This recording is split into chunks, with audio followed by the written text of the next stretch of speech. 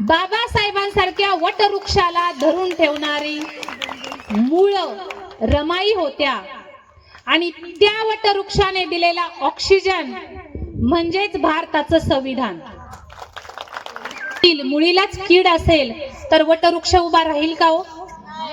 बाबासाहेब रमाईच्या जीवावरती बिनधास्तपणे शिक्षण घेत होते. बाबासाहेब रमाईच्या जीवावरती चौदार तळ्याचा सत्याग्रह करत होते. बाबासाहेब रमाईच्या जीवावरती काळाराम मंदिराचा सत्याग्रह करत होते.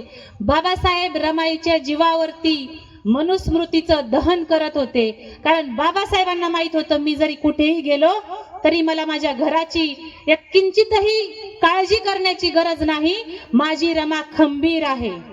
रमाई मायेचा सागर होत्या. बाबासाहेब ज्ञानाचा सागर होते. आणि या ज्ञान सागराची पत्नी जी मायेचा सागर आहे तिच्या पोटची 4 लेकरं गेल्यावर तिची काय अवस्था झाली असेल हो? आपल्या मांडीवर आपलं लेकरू जाते, जी दिन दुबळ्यांची दुःखितांची आई झालीये, ती माया किती मायाळू असेल, तिला किती दुःख झालं असेल. क्रांती सूर्य तू, शिल्पकार तू, भारताचा बोधिसत्व मूक नायका. मोडल्या रूढी त्या परंपरा, दिव्य तेजा तूच सकल